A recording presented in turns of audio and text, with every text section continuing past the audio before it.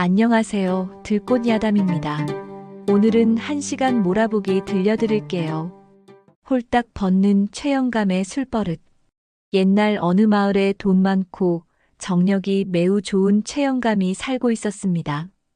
최영감은 날마다 술에 취해 기생들과 어울려 지냈고 마음에 드는 기생이 있으면 첩으로 들여 집에서도 정력을 과시하며 살았지요. 하지만 딱 한 가지, 술만 마시면 인사불성이 되어 아무 데서나 옷을 훌러덩 벗고 자는 버릇이 있었습니다. 그날도 과하게 마신 술 때문에 인사불성이 된 최영감은 집 근처까지는 왔건만 집으로 들어간다는 것이 그만 외양간으로 들어가 옷을 훌러덩 벗고 집더미 위에 드러누워 코를 드르렁 골며 잠이 들고 말았지요. 푹신한 집더미 덕분에 안방인지 외양간인지도 모르고 곤히 자던 중 갑자기 아랫도리가 촉촉하면서 간질간질하고 부드러운 것이 기분이 좋았지요. 어느 기생의 솜씨가 이리 좋으냐? 너를 바로 첩으로 삼겠다. 하고 감탄하며 눈을 번쩍 떴는데 이게 웬일이랍니까? 며칠 전에 송아지를 낳은 어미소가 최영감의 아랫도리를 부드럽게 핥고 있었던 것이지요. 깜짝 놀란 최영감은 정신이 혼미하여 나 살려라 하고 벌떡 일어나 누가 볼세라 허둥지둥 집 안으로 들어갔습니다. 그런 망신을 당하고도 최영감은 술을 줄이기는커녕 여전히 제 버릇 개못 준다며 술만 마시면 인사불성에 그것이 불뚝불뚝 서는 것을 도통 감당하지 못했답니다. 그날도 어김없이 대낮부터 마신 술에 또 인사불성이 되었고 반쯤 뜬 눈으로 갈지자 걸음을 하며 집에 도착한 그는 마누라가 보이지 않자 그대로 옷을 훌러덩 벗고 코를 골며 잠이 들었습니다.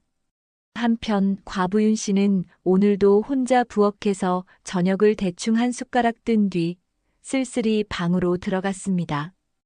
호롱불을 켜고 보니 아니, 이게 웬일이랍니까? 웬 영감이 방 한가운데 대자로 뻗어 자고 있는 것이 아니겠습니까? 깜짝 놀란 과부윤 씨는 영감에게 다가갔지요. 그런데 이게 또 무슨 일이랍니까? 영감이 홀딱 벗고 자고 있었고 그 아랫도리는 벌떡 서 있던 것이었지요. 10년 만에 사내에 불뚝 선 물건을 본 과부윤 씨는 정신을 차릴 새도 없이 넋을 놓고 바라보다가 그만 몸이 후끈 달아오르는 것이었습니다. 정신을 가다듬고 벌러덩 누워 자는 영감을 흔들어 깨웠지요. 여보시오, 일어나시오. 여긴 대기 집이 아니랍니다. 정신 좀 차려보세요. 하고 흔들어 깨웠지만 영감은 꿈쩍도 하지 않고 그저 코만 드르렁 골며 자고 있을 뿐이었습니다.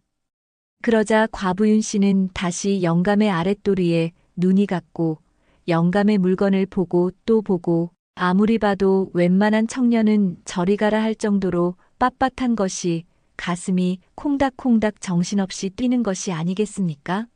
서방이 떠나고 정조를 지키며 살다 보니 정신을 가다듬고 벌러덩 누워 자는 영감을 흔들어 깨웠지요. 그동안은 사내를 돌같이 여기며 살아왔건만 영감의 불뚝 솟은 물건은 과부윤 씨의 마음을 정신없이 흔들어 놓았겠지요. 얼굴이 불그락푸르락 달아오르고 가슴은 쿵쾅거리며 도저히 참을 수가 없었답니다. 과부윤 씨는 문득 이런 생각이 들었습니다. 아무도 없고 영감은 인사불성이니 살짝 올라탄들 누가 알겠어. 얼른 일을 치르고 시치미만 떼면 그만이지. 그렇게 치마를 올리고 영감 위에 과감히 올라탄 과부윤 씨는 10년 만에 느껴보는 사내의 물건에 그만 정신이 혼미해지는 듯 하였지요. 좋아도 너무 좋았던 것이었습니다. 그동안 억눌려 있던 욕망이 한꺼번에 터져 나왔지요. 그러다 보니 정신을 차릴 수가 없었던 과부윤 씨는 한참 만에야 정신을 차리게 되었다지요. 과부윤 씨는 이내 혼란에 빠졌습니다. 혼자 한 것도 이렇게 좋은데 만약 함께 합을 맞춘다면 얼마나 더 좋을까. 이 영감을 어떻게든 붙잡을 순 없을까? 그렇게 이 생각 저 생각으로 밤을 지새운 과부윤 씨는 마침내 결심하였지요. 우선 영감이 집에 가지 못하도록 그의 옷을 갈기갈기 찢어놓은 것이었습니다. 입을 수 없을 정도로 찢어버리고는 새벽녘에야 겨우 잠이 들었습니다. 오랜만에 몸이 개운했던 과부윤 씨는 아침 일찍 눈이 번쩍 떠져 부엌으로 나가 밥을 짓기 시작했습니다. 한편 늘어지게 자고 일어난 최대감은 뭔가 이상함을 감지하고 방 안을 둘러보더니 자기 방이 아니었던 것이었지요. 이게 어찌 된 일인고, 여기가 어디란 말인가? 외양간은 아니니 다행이구먼. 라며 놀라 일어나 벗어놓은 옷을 찾아보았겠지요. 그런데 이건 또 웬일이랍니까? 옷이 죄다 찢겨 있지 않겠습니까? 여봐라, 거기 아무도 없느냐? 그렇게 허둥대는 사이 잠시 후 한 여인이 다소곳이 밥상을 들고 들어오는 것이 아니겠어요? 일어나셨는지요? 아니, 부인은 누구시오? 내가 왜 여기서 잠을 잤단 말이오? 그리고 이 옷은 왜 이리 찢겨 있단 말이오? 기억이 나지 않으시는지요? 여인은 고개를 살짝 숙이며 차분히 말했습니다. 어젯밤 대감께서 인사불성이 된 채 제 집으로 들어오셨습니다. 제가 혼자 사는 처지라 조용히 돌아가시라 했건만 나는 갈 수 없다 하시며 옷을 벗어 갈기갈기 찢으시고는 제 방에 눕고 그대로 잠이 들었습니다. 내가 그랬단 말이오? 부인께 큰 무례를 범했군요. 이놈의 술버릇 큰 실례를 저질렀소이다. 주위를 둘러보던 최대감은 이윽고 낮은 목소리로 물었습니다. 이 집엔 부인 혼자 계시는 겁니까? 네, 그렇습니다. 서방이 세상을 떠난 지 10년이 넘었지요. 그렇소. 아직도 한창 젊으시고 고우신데 혼자 사신다니 참 안 됐구려. 과부윤 씨는 조심스럽게 미소를 지으며 밥상을 내밀었습니다. 그래서인지 늘 혼자 밥 먹는 것이 쓸쓸했답니다. 오늘은 대감께서 함께 밥을 드신다면 어젯밤의 무례함은 잊어드리지요. 마침 배가 고팠던 최영감은 과부윤 씨의 따뜻한 배려가 너무도 고마웠습니다. 그런 부탁이라면야 몇 번이고 함께 식사를 해드릴 수 있지요. 그런데 지금 이불을 두르고 있다 보니 밥을 먹기가 조금 불편하군요. 옷이 없어서 말이지요. 그러자 과부윤 씨가 수줍은 듯 말했습니다. 옷을 너무 성하게 찢어 놓으셔서 다시 입을 수도 없겠네요. 우선 제 고쟁이라도 입고 있는 게 어떨까요? 허허, 고맙소. 그리하여 최영감은 얼결에 과부윤 씨의 고쟁이를 입고 아침밥을 배불리 먹었습니다. 밥은 맛있었고 몸은 개운했고 문제는 이제 집에 돌아가야 하는데 입을 옷이 없다는 것이었지요. 부인, 염치 없지만 부탁 하나만 드려도 되겠습니까? 말씀해 보시지요. 장에 가셔서 남자 옷 한 벌만 사다 주실 수 있겠습니까? 과부윤 씨는 잠시 웃으며 말했지요. 그러지요. 그런데 다음 장이 서려면 아직 5일이나 남았어요. 닷새는 기다려야 옷을 살 수 있을 겁니다. 그렇소. 그렇다면 어쩔 수 없지요. 그동안 부인의 집에서 신세 좀 져야겠습니다. 과부윤 씨는 속으로 옳다구나 하고 외쳤습니다. 잘 걸렸지. 이참에 궁합도 맞춰보고 마음을 꽉 잡아야지. 그리하여 하루 종일 함께 있다 보니 이상하게도 이 여인이 남 같지 않고 마음이 편안해졌지요. 더구나 얼굴도 곱고 손끝 하나하나에도 단정한 기운이 느껴지는 과부윤 씨는 그동안 기생들과만 어울리던 최영감에게는 오히려 새삼스러운 매력으로 다가왔습니다. 게다가 10년 넘게 정조를 지켰다 하니 그 기품과 절개가 더욱 그를 끌어당겼지요. 마음은 점점 뜨거워졌고 머릿속은 어느덧 한 가지 생각으로 가득 찼습니다. 한 잔 술의 분위기라도 무르익으면 혹시 운 좋게 한번. 그리하여 최영감은 넌지시 물었습니다. 부인, 혹시 집에 술이 좀 있으신가요? 마침 밭일하는 일꾼들 먹이려고 담가둔 술이 조금 있답니다. 허면 그걸 조금만 맛봐도 될까요? 예, 잠시만 기다리세요. 제가 술상을 차려오지요. 그리하여 두 사람은 주거니 받거니 잔을 기울이며 최영감은 지금껏 느껴보지 못한 포근하고 단정한 분위기에 마음이 녹아들었고 과부윤 씨는 오랜만에 마주 앉은 사내와의 술자리에 가슴이 콩닥콩닥 뛰기 시작했지요. 특히 어젯밤 우연히 겪었던 그 느낌이 자꾸 머릿속에 떠올라 얼굴이 붉어지고 몸은 저절로 뜨거워졌습니다. 얼마 지나지 않아 과부윤 씨는 참을 수 없다는 듯 겉옷을 벗고 부채질을 하기 시작했는데 하얀 속살이 슬며시 드러나자 최영감은 아랫도리가 불쑥 솟아나는 것이었답니다. 그 순간 참을 수 없던 최영감은 과부윤 씨를 번쩍 들어 올려 이불 위에 눕혔습니다. 물건만 좋은 줄 알았더니 이렇게 박력도 있다니. 과부윤 씨의 심장은 콩닥콩닥 뛰고 몸은 달아오르고 있던 차에 최영감이 과부의 온몸을 구석구석 만져주자 과부는 쓰러지듯 소리를 지르며 아랫도리는 이미 축축해져 온몸이 달아올랐답니다. 최영감의 물건이 들락거리자 과부는 어제와는 달리 너무 짜릿한 것이 온몸에 전율이 올라 죽을 것만 같았습니다. 어찌나 단단하던지. 처음으로 느껴보는 거대한 물건이었던 것이었죠. 과부윤 씨는 정신이 아찔했답니다. 그렇게 뜨겁게 열정을 불태운 두 사람은 너무 만족한 나머지 최대감이 말하였지요.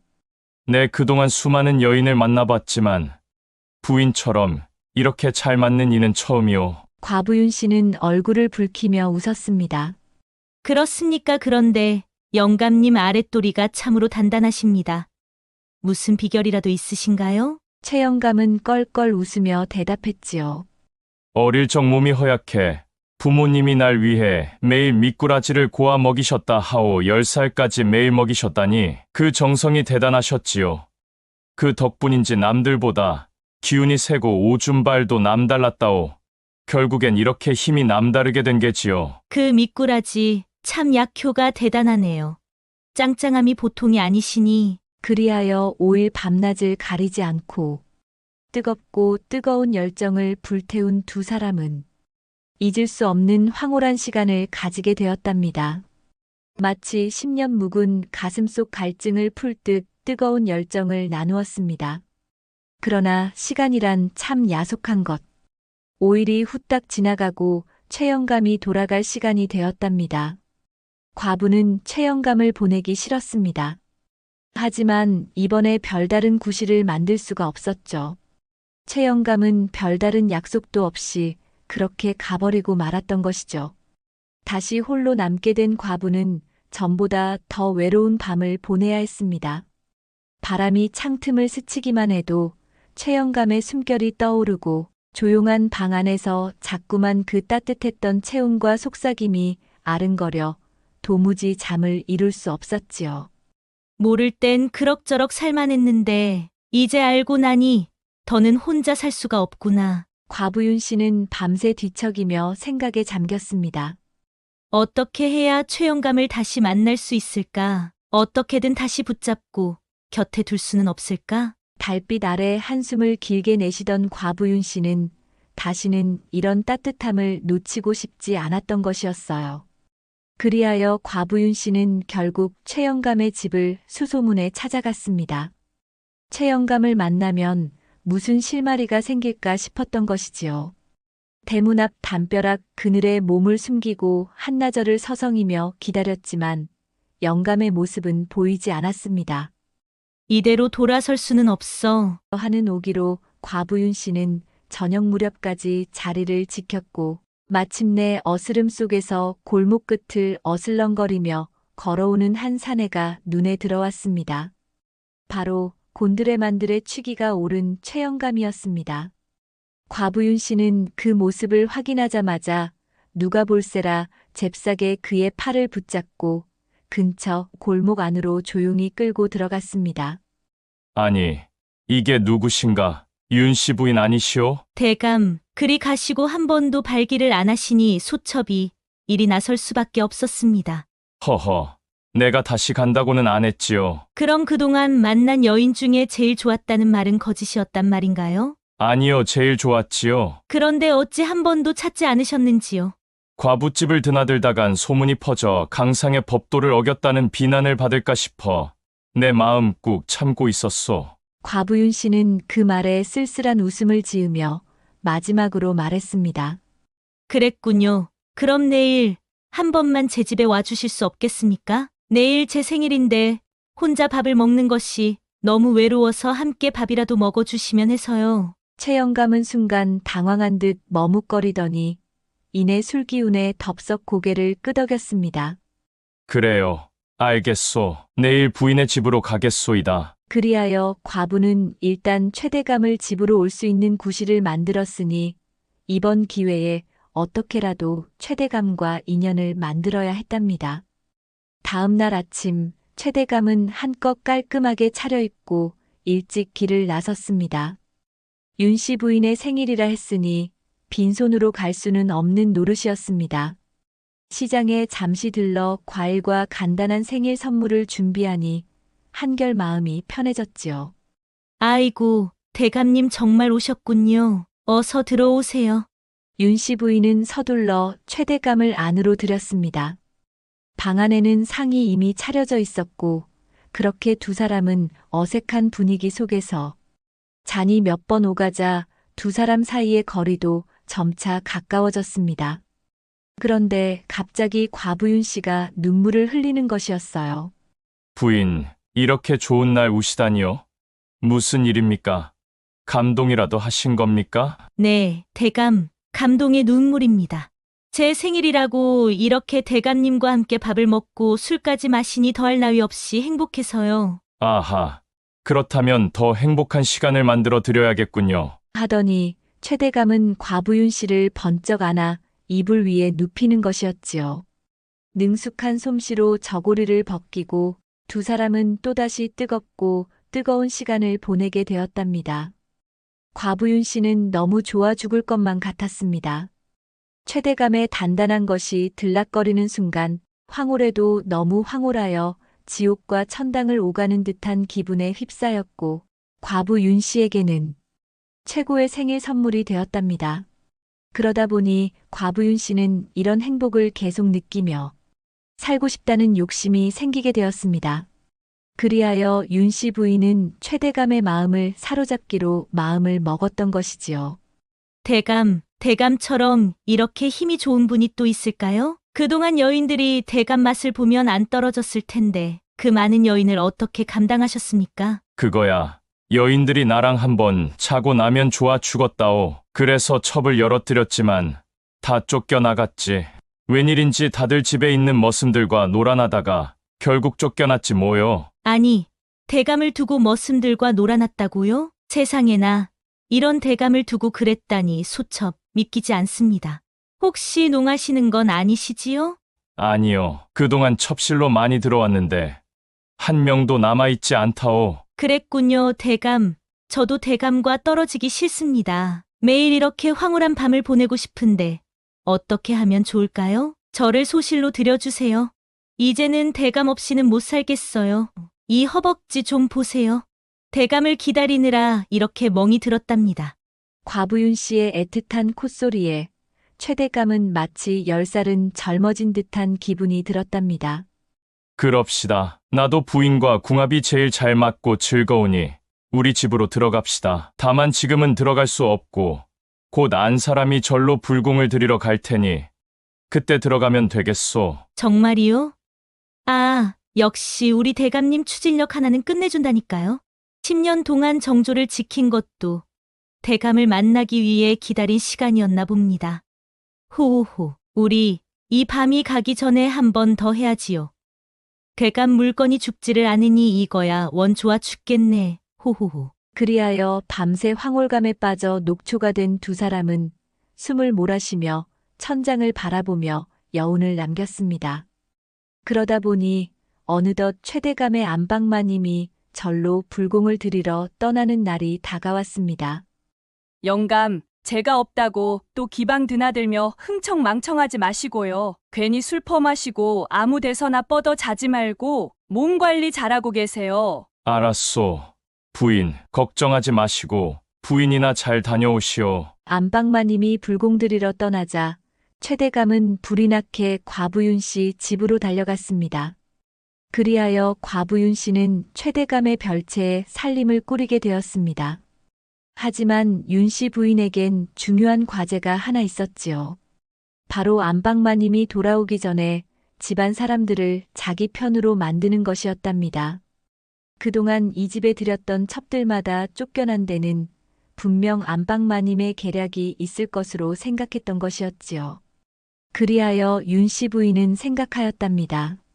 이 집에서 살아남으려면 먼저 이 집에 있는 사람들을 나의 편으로 만들어야 해. 그게 대감을 붙잡는 유일한 길이야. 무엇보다도 가장 중요한 건 집안일을 하는 하인들이었답니다. 겉으론 공손히 웃지만 뒤로는 무슨 말을 하고 다닐지 모르는 사람들이 바로 그들이었으니까요. 윤씨 부인이 가장 먼저 시도한 건 먹을 것으로 사람을 사로잡는 방법이었습니다. 부엌에서 직접 음식을 만들어 하인들에게 하나둘 건넸습니다. 이건 내가 만든 것이니 한번 먹어들 보게나. 그렇게 한 번, 두 번. 하인들의 마음은 조금씩 윤씨 부인에게 열리기 시작했습니다. 윤씨 부인이 잘 살펴보니 이 집에서 제일 오래된 복실어멈과 그 딸 복실이가 가장 큰 주도권을 쥐고 있었습니다. 그리하여 윤씨는 먼저 복실어멈의 마음을 사로잡기로 했습니다. 복실어멈, 이거 내가 아끼던 건데 어멈도 이런 거 하나쯤 있으면 좋을 것 같아서 말이야. 윤씨가 조심스럽게 내민 것은 감나가는 고운 놀이개였지요. 아이고, 작은 마님, 소인 같은 하인이 이런 감나가는 놀이개가 무엇이 필요하겠습니까? 이런 건 작은 마님한테나 어울리는 것이지요. 그냥 넣어두셔요. 복실어멈이 머리를 조아리며 사양하자 아니네. 나도 이 집에 막 들어와서 좀 어색하고 이렇게라도 내 마음을 표현하여 가까워지고 싶어서 그러니 받아주게나. 복실어멈은 말없이 눈을 깜빡이다가 이내 고개를 숙이며 말했지요. 아이고, 아래 것들까지 이렇게 살뜰히 챙겨주시니 소인들 마음이 든든합니다요. 내가 아직은 이 집 사정을 잘 모르니 혹시 힘든 일 있으면 언제든 내게 먼저 말해주게. 나도 도울 수 있는 게 있을 테고 또 나도 혹시 부탁할 일이 생기면 어멈의 도움이 필요할지도 모르니. 복실어멈은 두 손을 가지런히 모으며 고개를 끄덕였습니다. 그럼요. 작은 마님, 걱정하지 마시고 무슨 일이든 말씀만 하셔요. 저희가 힘닿는 데까지 도와드릴 테니까요. 그리하여 윤씨 부인은 이 집에서 오래 살아남기 위한 밑그림이 서서히 완성되어 가고 있었던 것이었죠. 그러다 보니 한 달이 훌쩍 지나갔고 안방마님은 불공을 마치자 마음을 가볍게 하고 집으로 돌아왔습니다. 머리 위 햇살은 따사롭고 오래 비워둔 안채가 문득 그리워지기도 했지요. 그런데 대문 앞에 들어서는 순간부터 뭔가 평소와는 다른 분위기가 느껴졌습니다. 마당을 분주히 오가는 하인들의 낯빛이 어딘가 묘하게 달라져 있었거든요. 그리고 곧 모습을 드러낸 윤씨 부인이 다짜고짜 버선발로 뛰어나와 환한 미소로 맞으며 말했습니다. 형님, 노고가 많으셨지요? 형님의 불공 덕분에 이렇게 집안이 무탈하고 평안한가 봅니다. 안방마님은 그야말로 어이가 없었습니다. 순간 당혹감에 말문이 막혔지요. 형님이라니? 내가 언제 이 여인을 아우로 둔 적이 있던가? 뭔가 기분 나쁜 느낌이 느껴지는 가운데 속으로는 내가 누군데 함부로 형님이라 부르느냐? 하고 외치고 싶었지만 처음 보는 여인에게 화를 내기도 머쓱해 그저 눈을 깜빡이며 말을 잇지 못했습니다. 뉘시오. 난 당신 같은 아우님을 둔 적이 없는데 어찌 나를 형님이라 부르시나? 그러자 윤씨 부인은 미소를 띠며 마치 이미 다 정해진 사실인 양 덤덤히 서 있었습니다. 그때 옆에서 얼어붙은 듯 서 있던 최대감이 마침내 입을 열었습니다. 어험 부인, 내 작은 부인을 들였소. 오래도록 혼자 사는 것이 안쓰러워 소실로 맞아들였으니 앞으로 형님 아우님 하며 잘 보살펴 주길 바라오. 그 말이 끝나자 안방마님의 얼굴에서 핏기가 싹 가시며 허탈함과 황당함이 한꺼번에 밀려드는 것이었습니다. 잠시 자리를 비운 사이 이게 무슨 날벼락이람? 속으로는 분노와 배신감이 부글부글 끓어올랐지만 하인들이 다 지켜보는 앞에서 서슬 퍼런 감정을 드러낼 수는 없었습니다. 괜히 감정적으로 굴었다가는 오히려 체면만 구길 수 있으니까요. 첩시를 들이셨다고요? 안방마님은 간신히 목소리를 낮추어 물었지만 최대감은 미안한 기색조차 없이 그저 무심한 표정이었습니다. 그 순간 안방마님은 자신도 모르게 손을 꽉 움켜쥐고 분한 마음을 꾹 누르며 애써 차분한 척했던 것이죠. 하여튼 몸이 고단하니 들어가 보겠어요. 후에 다시 이야기를 좀 해봅시다. 그렇게 덤덤한 척 돌아서려 했지만 괜히 가슴이 쿵쾅대고 머릿속은 복잡해지기 시작했지요. 대체 언제부터 둘이 눈이 맞은 거람? 이래서 한시도 집을 비울 수 없다니까? 불공을 마치고 돌아와 경건한 마음으로 집안을 다시 품어주려 했건만 돌아온 건 다짜고짜 첩실이라는 폭탄 선언이었으니 말입니다. 이 난리가 어떻게 마무리될지 생각하니 정신이 다 아찔해졌지요. 그렇게 기가 차고 허탈한 표정을 감추지 못한 채 걷던 안방마님은 문득 발걸음을 멈췄습니다. 바로 뒤편에서 들려온 윤씨 부인의 상냥한 목소리가 오히려 속을 더 뒤틀리게 했기 때문입니다.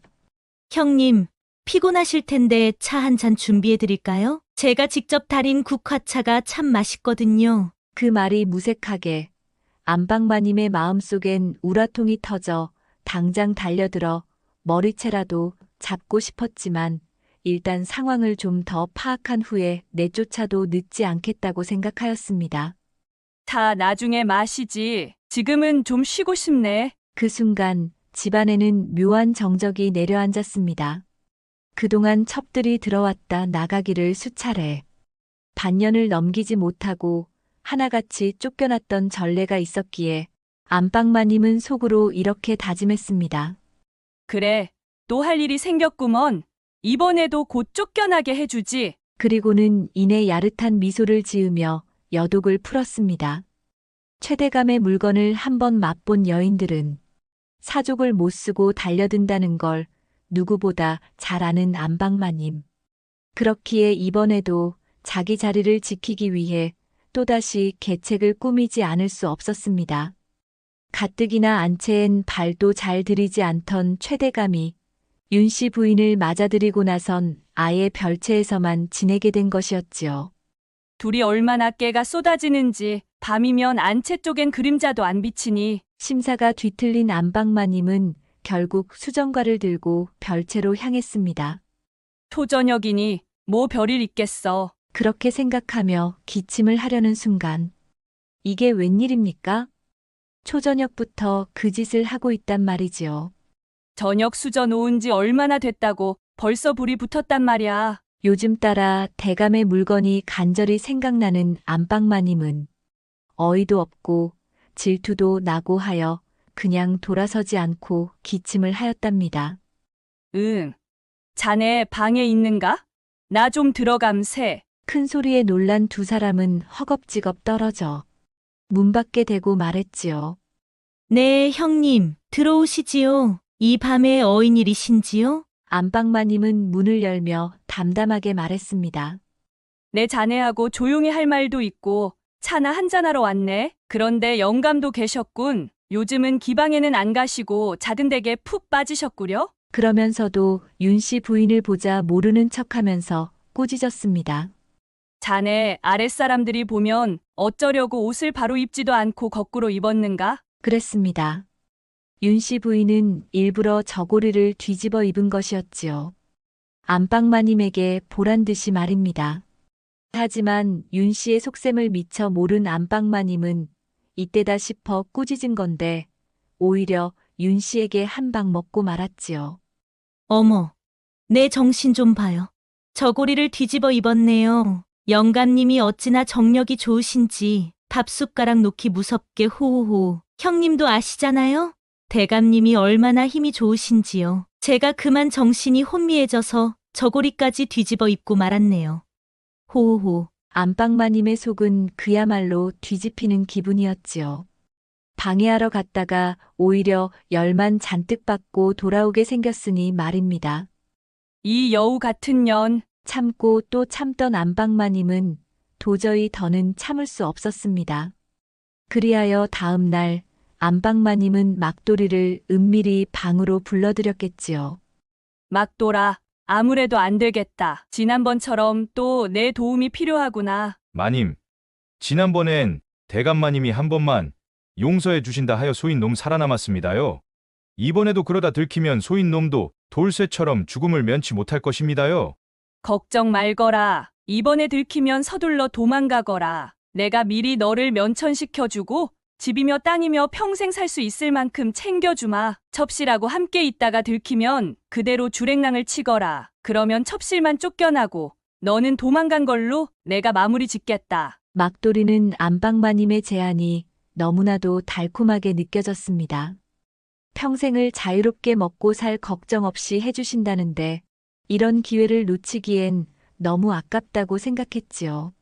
안방마님은 비 오는 날을 틈타 윤씨 부인을 곁에 붙들어 놓고 술을 권하기로 마음먹었습니다. 복실어멈에게 부침개와 술을 준비하게 한 뒤 일부러 윤씨 부인을 불러들였습니다. 비도 오고 마음도 울적하니 부침개에 술이나 한잔하세. 안방마님이 부침개를 앞에 놓고 한마디 툭 던지자 윤씨 부인은 눈을 동그랗게 뜨며 반문했습니다. 대낮부터 술 타령이라니 형님답지 않네요. 나다운 게 뭐란 말인가? 언제나 품이 있으시고 아래 것들 보기에 흐트러짐이 없으신 분이라서요. 술은 전혀 안 하시는 줄 알았어요. 나도 비 오는 날엔 가끔 마시곤 하네. 기왕이면 기분 내서 한 잔 받아보시게나. 안방마님이 건네는 술잔을 받은 윤씨 부인은 별다른 의심 없이 가볍게 마셨습니다. 술이 목을 타고 부드럽게 내려가자 달콤한 술맛에 기분이 풀린 듯 얼굴이 점차 붉어졌지요. 그 사이 안방마님은 잔을 입술에만 대고 슬쩍 치마 아래로 술을 부어버렸습니다. 아이, 비가 오니 술이 술술 들어가는 것이 부침개가 일품이네요. 그러게 나도 술이 술술 들어가니 기분이 아주 좋구먼. 우리 마음껏 취해보세나. 그렇게 몇 잔을 거듭하자 윤씨 부인의 말투는 어느새 나른해졌고 웃음소리가 방 안을 가득 메우기 시작했습니다. 술기운이 오르자 윤씨 부인은 더 이상 못 마시겠다며 별채로 들어가 눕고 말았습니다. 안방마님의 입가에는 미소가 번졌답니다. 인연, 너도 오늘이 마지막이구나. 호호호. 그리하여 작전대로 모든 일이 척척 잘 풀리는 듯 보였습니다. 출타했던 최대감도 돌아왔고 막돌이 역시 예정대로 별채로 향했지요. 이제 최대감이 별채로 들어가기만 하면 끝이다. 안방마님은 그렇게 확신하며 자신감 가득한 얼굴로 부랴부랴 별채로 들어갈 준비만 하고 있었겠지요. 그런데 이게 웬일입니까? 최대감의 고함이 온 집안을 뒤흔든 것도 잠시 막돌이는 계획대로 재빨리 버선발로 달아났고 정작 별채에서 나와야 할 윤씨 부인 대신 복실이가 최대감과 함께 나오는 것이 아니겠습니까? 그 순간 안방마님의 얼굴은 당혹감과 황당함으로 굳어졌습니다. 사건의 전말은 이러했습니다. 윤씨 부인은 이미 안방마님이 첩이 들어오면 온갖 계략을 써서 쫓아낸다는 소문을 익히 알고 있었지요.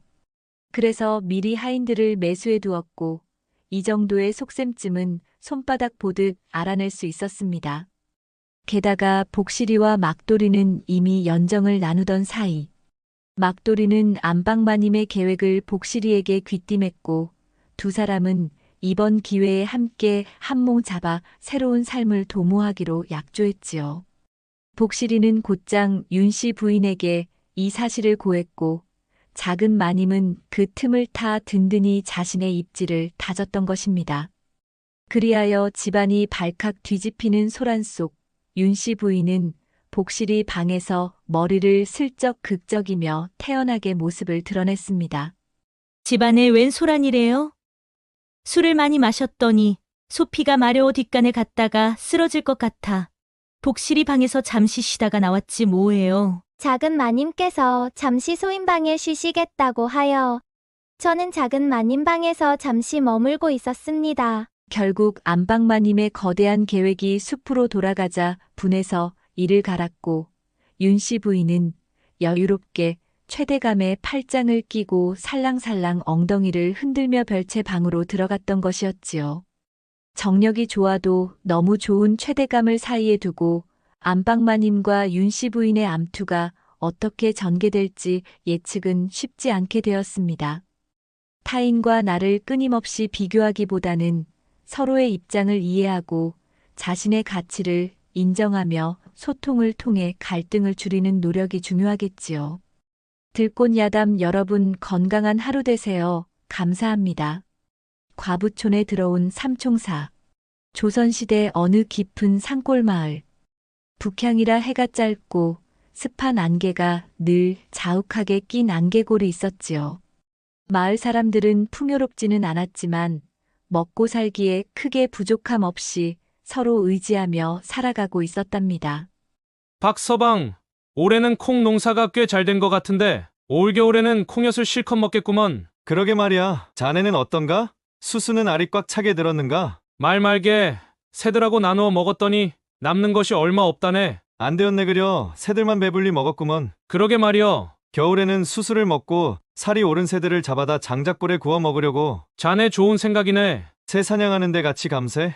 그러세. 일 끝나면 한잔하게 넘어오게나. 알았구먼. 이렇듯 안개골은 큰 욕심 없이 서로 도우며 형제처럼 지내는 조그마한 마을이었지요. 그런데 이게 어찌된 일이랍니까? 그렇게 평화롭던 안개골에 이상한 일이 벌어지기 시작하였지요. 아이고, 큰일 났네. 박서방이 밭두렁에서 쓰러져 엎혀갔다는데 그대로 저 세상으로 갔다네. 에이, 그럴 리가 있나? 어제도 멀쩡하게 나랑 술 한잔 했는데. 박서방네 가봐. 지금 울고불고 난리 났다니께. 아니, 뭔 일이래? 그러던 어느 날 밤 김서방네 방 안에서는 부부가 열심히 땀을 줄줄 흘리며 힘을 쓰고 있었지요. 여보, 오늘은 초장부터 뿅 가는디. 오늘따라 빡세게 힘을 쓰는 것이 어쩐 일이래요? 좋은감? 나도 좋아 죽겠구먼. 아이고 정신이 나가겠네. 어째 오늘만 하고 말 사람처럼 덤빈대요? 그러게 무지하게 좋구먼. 흠뻑 젖어보더라고. 벌써부터 줄줄 흐르는디 이불까지 다 젖겠구먼요.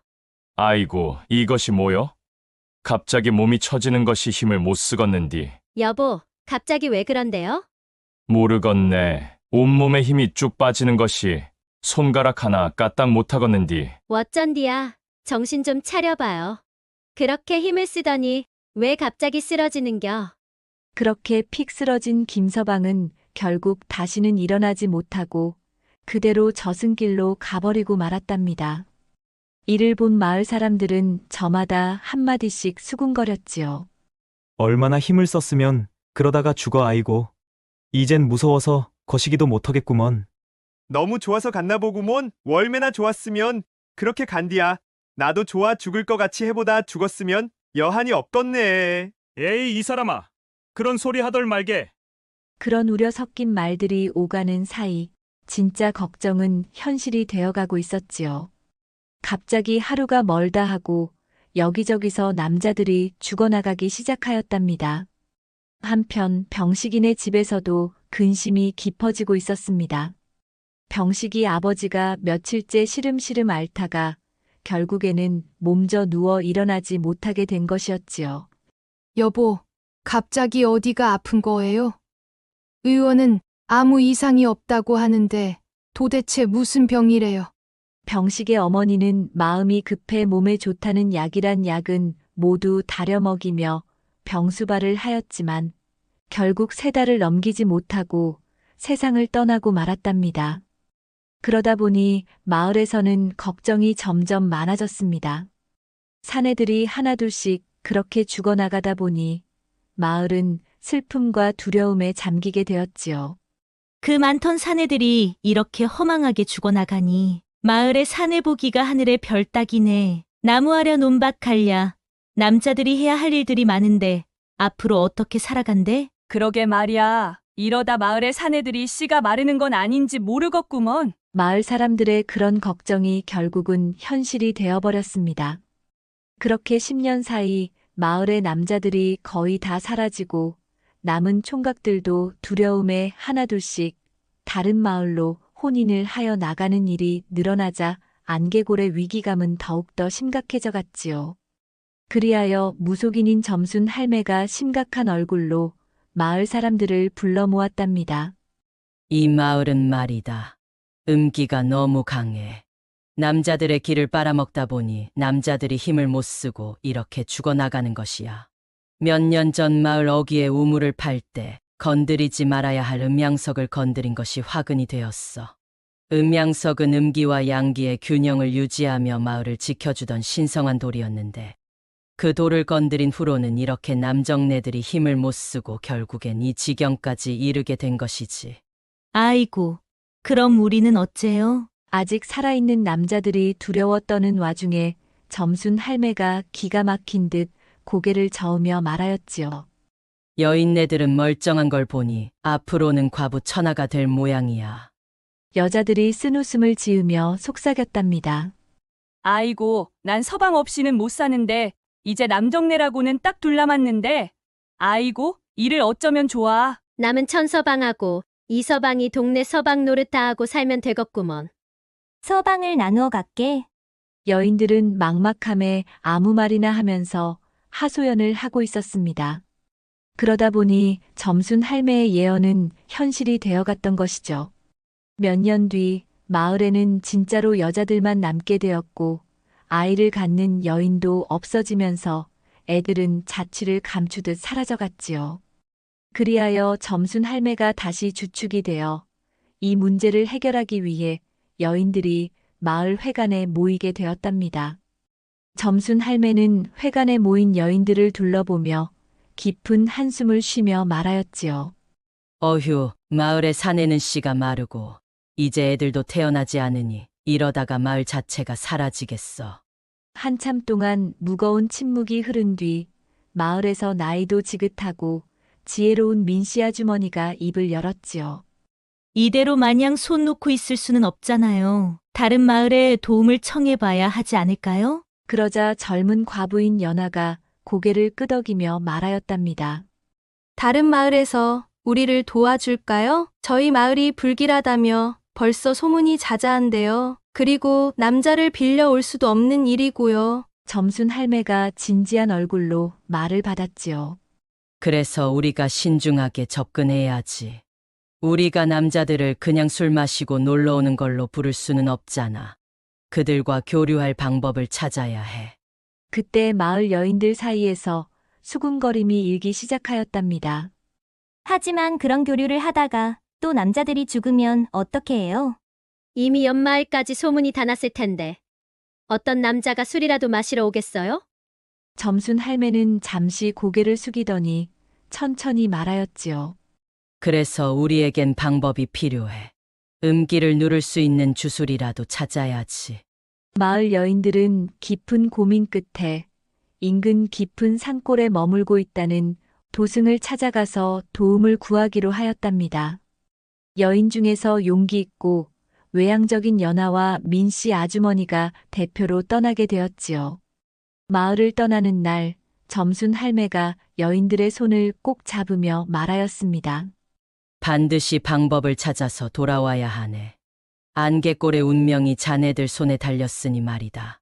며칠 후 연하와 민씨 아주머니는 깊은 산골에서 유명한 도승을 찾아내어 마을의 사정을 자세히 말씀드렸지요.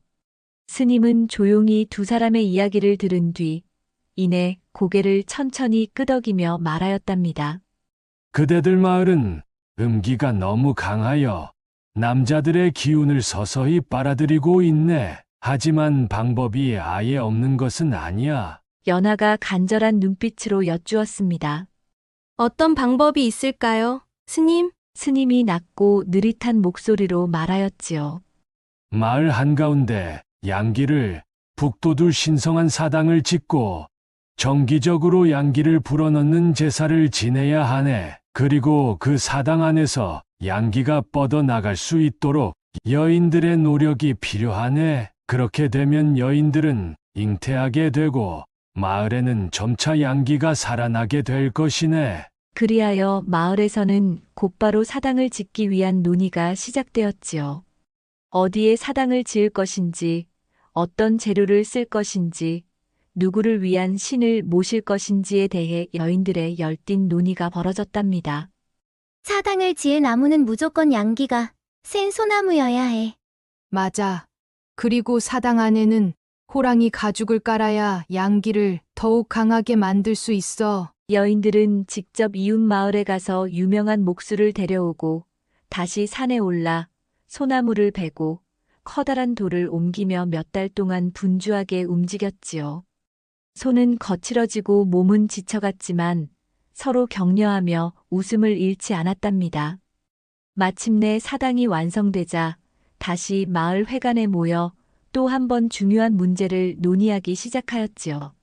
무엇보다도 급한 것은 여인들이 잉태하여 아이들을 낳는 일이었지요. 그래서 여인들은 어떻게 하면 잉태할 수 있을지를 두고 진지하게 의논하기 시작했답니다. 이제 사당이 완성됐으니 남자들을 불러들여야 해요. 그런데 어떻게 남자를 불러야 할까요? 젊고 힘이 좋은 사내여야겠지. 그래야 아이들도 튼튼하지 않겠어? 맞아. 건강하고 힘이 좋은 총각들을 데려와야 해. 이어서 여인들은 남자들을 어떻게 마을로 데려올지를 놓고 머리를 맞대기 시작하였지요.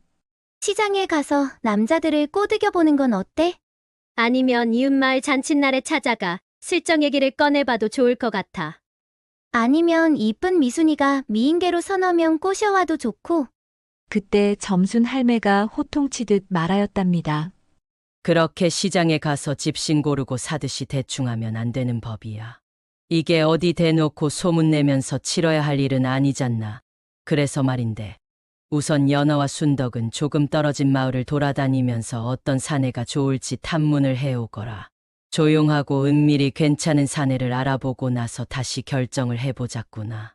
그게 좋겠네요. 역시 점순 할매의 해안은 아무도 따라갈 사람이 없다니까요. 여인들은 다시 한번 점순 할매의 말에 고개를 끄덕이며 마을을 위한 새로운 여정을 준비하기 시작하였답니다.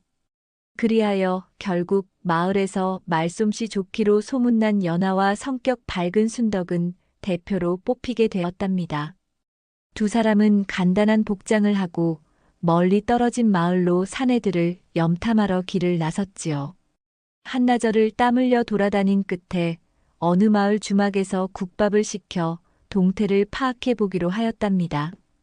여기 국밥 2그릇 주시고요. 이 마을에서는 과거 준비하시는 분이 많이 있으신가요? 주모는 국밥을 탁 내려놓으며 대답하였지요.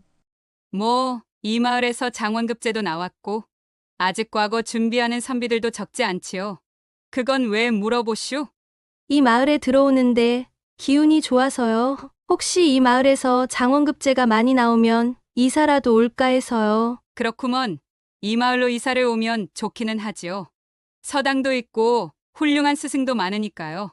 아, 그렇구먼요. 주모, 여기 탁배기도 한 병 주시오. 그렇게 주모와 수다를 떨면서 이것저것 자연스럽게 정보를 알아보기로 하였답니다. 이 마을에 착실한 선비는 누가 있어요? 어디 보자.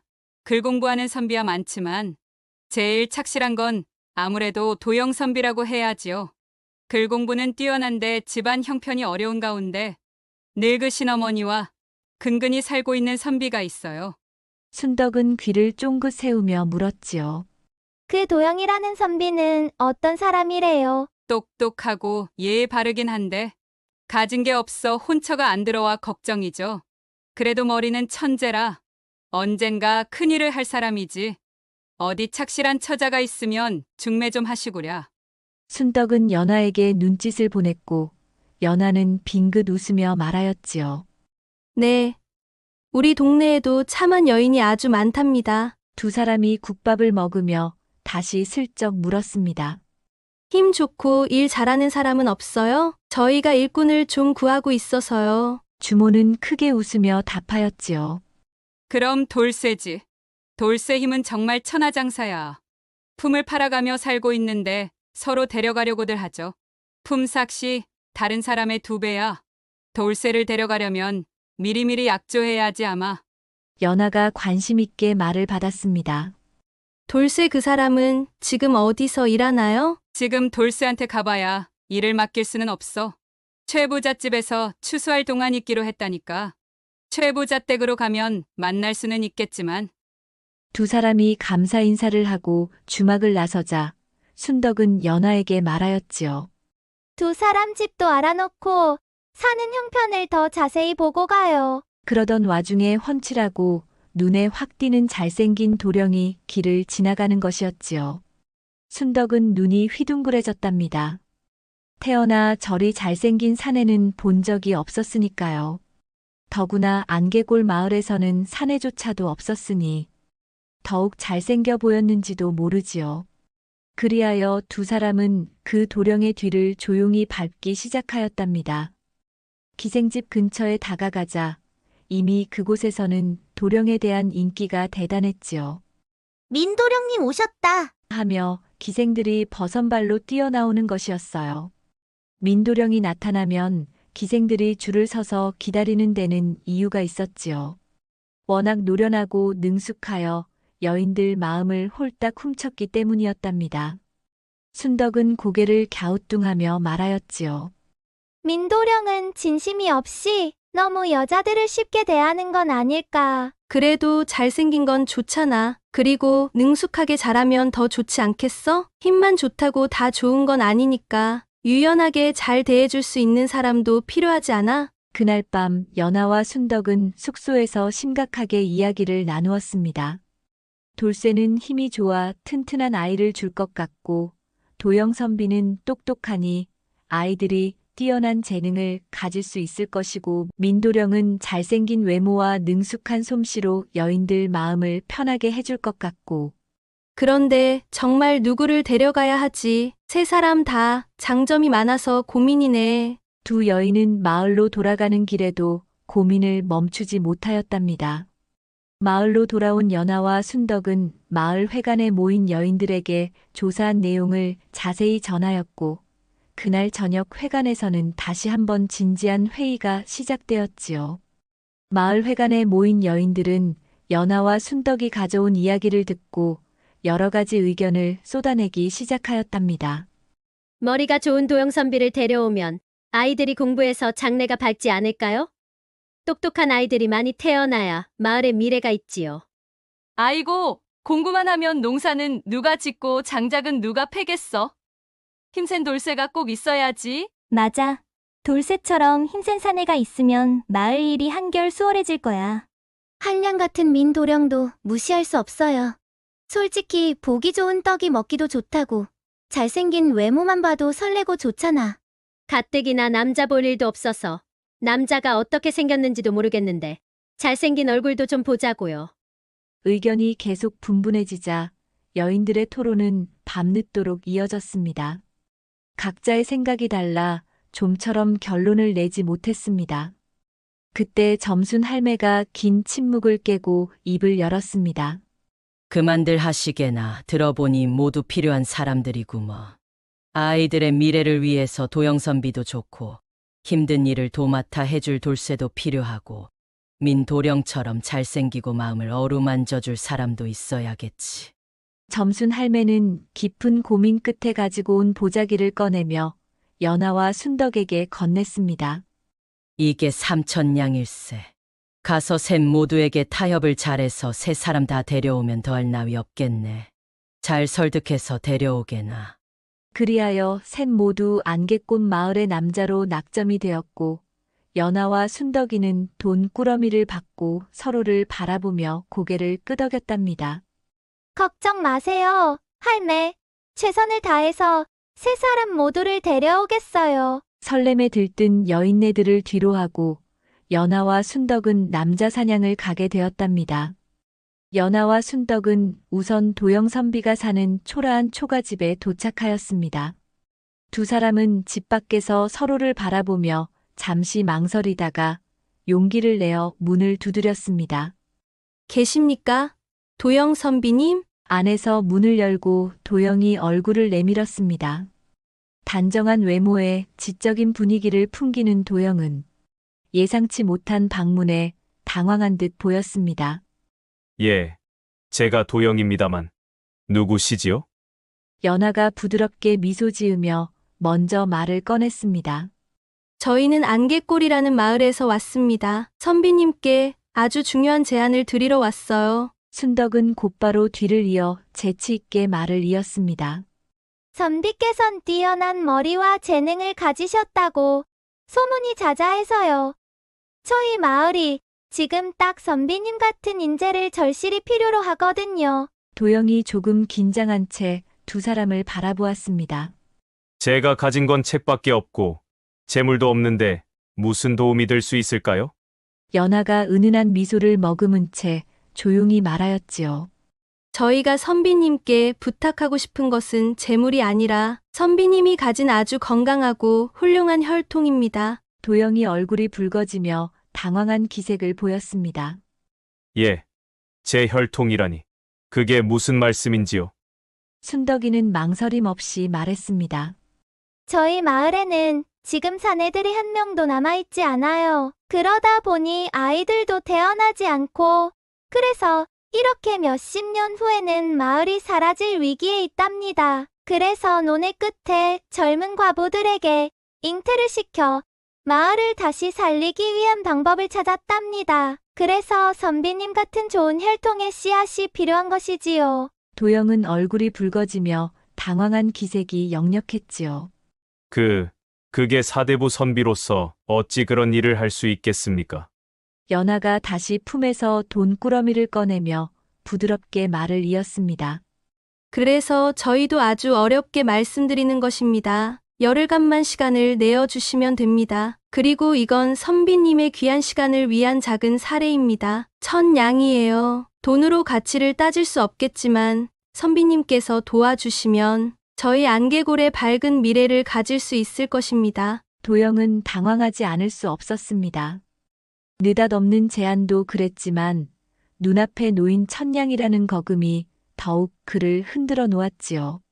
하루 종일 흐린 눈으로 바느질을 이어가는 노모의 구분 등을 보며 마음 한켠에 짐처럼 얹힌 송구함을 안고 글공부를 해오던 그에게는 이 제안이 실로 달콤한 유혹이 아닐 수 없던 것이었죠. 하지만 사대부 선비의 도리를 지키며 살아온 그에게 이 제안은 결코 쉽게 허락할 일이 아니었답니다. 머리로는 이해했지만 가슴은 쉽게 결정을 허락하지 않았지요. 도영이 쉽게 입을 떼지 못하자 연하가 조심스럽게 말을 건넸습니다. 선비님, 꼭 오늘 결정을 내리시지 않아도 됩니다. 며칠 시간을 드릴 수 있으니 다만 저희 절박한 상황만은 가볍게 여기지 않으셨으면 합니다. 연하의 진심 어린 간절한 부탁에 도영 선비는 그들의 절박한 사정을 차마 저버릴 수가 없었지요. 정말 열흘만 있으면 되는 건가요? 두 여인이 활짝 웃으며 동시에 고개를 끄덕였답니다. 그럼요. 딱 열흘이면 충분해요. 도영은 깊은 고민 끝에 고개를 끄덕이더니 마침내 잔잔한 미소를 지었습니다. 알겠습니다. 제가 마을에 도움이 될 수 있다면 동참하겠습니다. 연하와 순덕이는 서로를 바라보며 기쁨의 미소를 지었고 공손히 고개를 숙이며 감사 인사를 전하였답니다. 이렇게 해서 도영 선비와의 첫 협상은 성공적으로 이루어진 것이었지요. 연하와 순덕은 마음을 놓고 도영 선비와의 협상이 마무리되자마자 곧장 다음 목표인 돌쇠를 찾아 나섰답니다. 돌쇠는 최부잣집에서 일하고 있었습니다. 그를 만나기 위해 두 사람은 최부잣집 뒤뜰로 향했습니다. 마침 돌쇠는 땀에 흠뻑 젖은 채 장작을 힘차게 패고 있었지요. 그의 구릿빛 피부와 탄탄한 근육이 장작을 내려칠 때마다 더욱 빛났습니다. 순덕은 연하의 팔을 슬쩍 잡으며 속삭였습니다. 어머, 저 힘 좀 보소. 진짜 돌쇠는 말 그대로 힘 좀 제대로 쓰겠는데. 연하도 빙긋 웃으며 맞장구 쳤습니다. 그러게 말이야. 이런 힘센 사람은 흔치 않지. 연하의 우스갯소리에 순덕은 허리를 잡고 웃었답니다. 두 사람의 웃음소리에 돌쇠가 이내 알아차리고는 장작 패던 도끼를 내려놓으며 어깨를 으쓱했습니다. 뭐요? 장작 패는 내 자태를 보고 반한 것이오? 순덕은 웃으며 돌쇠에게 다가갔습니다. 돌쇠, 소문 듣고 왔어요. 이 마을에서 제일 힘 좋고 일 잘하는 머슴이 돌쇠라고. 소문이 자자해서 다른 마을에서 모셔가려고 이렇게 왔어요. 돌쇠는 으쓱거리며 웃었습니다. 당연하지요. 내가 이 동네에서 제일 힘센 사람이라고요. 장작은 물론이고 논밭 일이며 나무 베는 것도 나만큼 하는 사람 없어요. 연하가 부드러운 미소를 지으며 말을 이어갔습니다. 저희는 안개골이라는 마을에서 왔어요. 솔직히 말씀드리자면 저희 마을이 지금 돌쇠 같은 튼튼한 사내가 아주 필요하답니다. 돌쇠가 눈을 동그랗게 뜨며 물었습니다. 나를 필요로 하는 곳은 아주 많은데요? 저에게 일을 맡기시려면 줄을 서야 합니다. 순덕은 살짝 고혹적인 미소를 지으며 돌쇠에게 다가가 은근히 말했습니다. 아주 특별한 일이라서요. 돌쇠한테 원하는 건 장작이 아니라 아주 건강하고 튼튼한 씨앗이랍니다. 돌쇠 같은 장사의 씨를 받아 튼튼한 아이들을 낳고 싶어서 그래요. 돌쇠의 얼굴이 순간 붉어지며 어색한 웃음을 지었지요. 아, 그런 거였구먼요. 아나, 이놈의 인기를 어쩌지? 연하는 다시 진지한 눈빛으로 말을 이었답니다. 돌쇠의 건강하고 힘센 기운을 얻기 위해 열흘만 저희 마을에 와 계시면 돌쇠가 여기서 1년간 버는 품삯을 드리겠어요. 돌쇠의 튼튼한 기운을 나누어 받고 싶어 이리 말씀드립니다. 나쁘지 않은 조건이라 생각하는데 어떠신가요? 돌쇠는 잠시 생각에 잠겼다가 다시 거들먹거리고는 팔 근육을 보여주며 말했습니다. 열흘이요? 아이고야, 내 힘은 달빛도 지쳐서 구름 뒤로 숨는디. 허. 연하와 순덕은 돌쇠의 호탕한 자신감에 크게 웃으며 맞장구를 쳐주었지요. 아이고, 우리 동네 여인들 다 죽었네. 돌쇠는 흡족한 미소를 지으며 으쓱거렸고 연하와 순덕이는 성공적인 두 번째 협상을 마치고 다음 목적지로 발길을 돌렸습니다. 연하와 순덕은 마지막으로 민도령을 만나기 위해 화려한 기생집으로 향했습니다. 민도령은 이미 술잔을 들고 기생들과 즐겁게 담소를 나누고 있었죠. 그 화려한 모습에 순덕은 눈이 휘둥그레졌습니다. 어머, 민도령은 아무리 봐도 잘생겼어. 연하는 웃으며 순덕이의 어깨를 툭 쳤습니다. 그래, 멋있는 사람 봤을 때 눈호강 실컷 해라. 우리 마을에 저런 잘생긴 사람이 없다는 것이 애석하지. 두 사람은 자연스럽게 민도령이 있는 방으로 들어섰습니다. 민도령은 두 여인을 흥미로운 눈빛으로 바라보며 미소를 지었습니다. 이야, 이 낯선 두 미녀분은 누구신가요? 새로운 기녀들인가? 연하가 민도령의 맞은편에 앉으며 상냥하게 말을 꺼냈습니다. 저희는 기녀가 아니고 민도령님의 소문을 듣고 특별히 찾아왔어요. 도령님의 잘생긴 외모가 이곳을 넘어 멀리까지 소문이 자자하던데요. 민도령은 더욱 흥미롭게 몸을 기울이며 물었습니다. 잘생긴 거야. 이미 아는 것인데 다른 동네까지 소문이 날 정도로 그렇게 유명해졌단 말이요? 순덕은 재치 있게 미소 지으며 슬쩍 대답했습니다. 어디서도 볼 수 없는 인물이시다 보니 여인네들의 마음을 한 번에 사로잡는다는 소문이 저희 마을까지 퍼졌지 뭐예요. 민도령이 재미있다는 듯 크게 웃으며 술잔을 기울였습니다. 아하, 내 명성이 그쪽 마을까지 닿았다니 영광이군요. 이렇게 오셨으니 제 술 한 잔 받으시지요. 제 얼굴을 보러 여기까지 오신 건 아닐 테고 무슨 특별한 용무라도 있으신지요? 그러자 연하가 능청스럽게 웃으며 술잔을 기울였어요. 역시 도령님은 눈치도 빠르시네요. 저희 마을에 꼭 필요한 분이라 이렇게 직접 뵈러 온 것이죠. 오호, 제가 필요한 사람이라니 어디 외모 경연대회라도 있으신가요? 민도령이 눈을 찡긋하며 술잔을 내려놓았어요. 순덕이는 조심스럽지만 분명한 목소리로 말을 이었습니다. 사실은요, 저희 마을의 남정네가 다 떠나고 여인들만 남게 되어 아이도 줄고 마을이 점점 쇠해가고 있어요. 그래서 도령님의 그 능력과 기운을 잠시 빌리고자 왔습니다. 민도령은 눈썹을 살짝 치켜 올리며 웃음을 머금었죠. 기운이라 내 기운이 필요한 건가요? 연하가 웃으며 고개를 끄덕였습니다.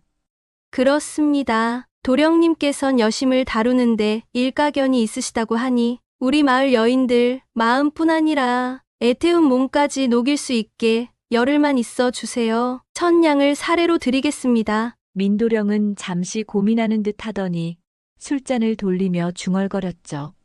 내가 워낙 정이 많아서 나하고 시간을 보내게 되면 결코 잊을 수 없을 텐데 그래도 괜찮겠소? 민도령은 능청스럽게 자기를 과시하였지요. 어여쁜 여인네들 돕는 일이라면야 거절할 수 없겠구먼. 더구나 내 유흥비까지 마련이 된다니 거절할 이유가 없겠구먼요. 그는 잔을 비우고는 미소 지으며 말했습니다. 좋습니다. 열흘이라 과연 그대들 마을 여인들의 마음을 얼마나 살살 녹일 수 있을지 제가 직접 가서 보여드리지요. 다만 밤마다 흥겨운 소리 한 자락쯤은 빠지면 섭섭하겠지요. 순덕은 웃으며 답했죠. 그건 걱정하지 마세요, 도령님. 우리 마을 여인들 춤도 노래도 다 준비되어 있답니다. 민도령은 부채를 펴며 호쾌하게 웃었습니다. 자, 그럼 안개골로 떠나볼까요? 이렇게 세 번째 협상도 화기애애한 분위기 속에 성사되었고 이제부터 안개골의 밤은 여인들에게 어떤 설렘을 가져올지 과부들의 가슴은 콩닥콩닥 사정없이 뛰기 시작하였답니다. 연하와 순덕은 민도령과의 협상까지 마친 후 안개골로 돌아오고 사당에서의 특별한 시간이 시작되었습니다. 그렇게 꿈같은 안개골의 밤이 지나고 나자 마을의 여인들이 모여 그간 있었던 사당의 밤 이야기를 나누기 시작했죠. 분위기는 흥미진진하고 여인들의 웃음소리로 가득했습니다. 먼저 도영선비와 함께했던 여인들이 수줍게 이야기를 꺼냈습니다. 도영선비는 글만 읽던 사람이라 어색할 줄 알았더니 어찌나 부드럽고 달콤하던지 밤마다 시한수를 읊어주면서 마음을 사로잡았다니까. 이에 다른 여인이 웃으며 말을 이었습니다. 치만 읊었을까? 도영선비는 어찌나 꼼꼼하고 섬세하게 구석구석을 만져주던지 정말 잊지 못할 밤이었지? 그러자 돌쇠와 지냈던 여인들이 우쭐거리며 큰 소리로 웃었습니다. 에구, 그래도 거시기 하면 힘이 최고지 그렇게 빳빳한 힘은 처음 봤다니까. 돌쇠는 잠을 안 재우고 땀을 내는데 아주 좋아 죽을 뻔했다니까. 천당과 지옥을 왔다 갔다 하느라 염라대왕도 보고 왔어. 호호호. 마지막으로 민도령과 지낸 여인들이 눈을 반짝이며 입을 열었습니다. 민도령은 정말 여인들 마음을 어떻게 해야 사로잡을지 너무 잘 알더라니까. 그 능청스러움과 달콤함이란. 옆에 있던 젊은 여인이 수줍게 고백했습니다. 민도령 같은 남자와 1년만 살아봤으면 여한이 없겠어? 그러려면 은자 10만 냥은 준비해야 할걸? 모두 깔깔거리고 웃고 떠드는 사이 점순 할매가 흐뭇한 미소를 지으며 말하였어요. 이제 우리 마을도 살맛 나는구먼. 지혜롭고 튼튼하고 잘생긴 아이가 고루 태어나면 이보다 완벽할 수는 없겠지. 여인들은 모두 즐겁게 웃으며 서로를 바라보았습니다. 그럼 이제 우리 안개골의 미래는 걱정 없겠네요. 마을은 다시 웃음과 희망으로 가득 찼고 앞으로 태어날 아이들에 대한 기대가 넘쳐났습니다. 그러다 보니 시간이 흐르고 몇 달이 지나자 안개골의 여인들은 저마다 배가 불쑥불쑥 불러오기 시작했습니다. 마을 여기저기서 기쁜 소식이 전해지며 웃음과 활기가 가득 찼던 것이지요. 어머, 연순댁도 배가 불러온다지? 그러게. 나는 아무래도 쌍둥이 아닌지 몰라. 배가 엄청나게 부른 것을 보니. 나는 애가 벌써 사정없이 발길질해. 엄청 힘이 센 녀석이 태어날 것 같아. 온 마을이 여인들은 뱃속 아이들 이야기로 떠들썩했지요. 얼마 지나지 않아 집마다 갓난아기 울음소리가 울려 퍼졌습니다. 밤낮 없이 들리는 아이들의 울음소리는 안개골을 완전히 다른 마을로 바꾸어 놓았습니다. 점순 할매는 매일같이 마을을 돌아다니며 흐뭇하게 아이들을 보살폈습니다. 이놈 참, 벌써 눈빛이 반짝반짝한 것이 글 공부시키면 잘하겠구먼. 아이고, 이 녀석은 팔다리가 굵은 것이 힘이 장사겠네. 우리 애는 계집애처럼 곱상하게 생긴 것이 벌써 여인네들 마음을 쏙 빼놓게 생겼어요.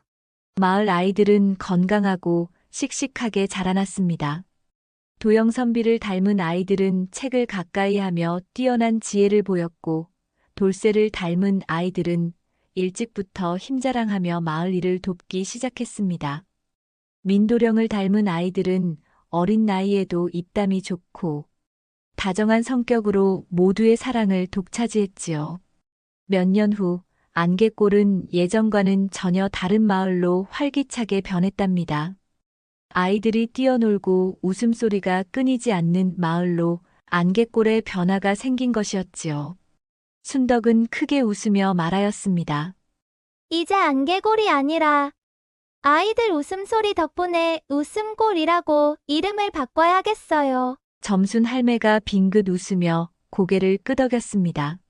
그러게 말이다. 마을의 새 생명이 이토록 빛나는 걸 보니 우리 안개골의 앞날이 참 밝구나. 마을 사람들은 환한 미소와 희망으로 가득 찬 얼굴로 서로를 바라보았습니다. 안개골은 과거의 어두운 기억은 뒤로 하고 아이들의 웃음과 함께 새롭게 거듭난 마을로서 행복한 미래를 향해 나아갔답니다.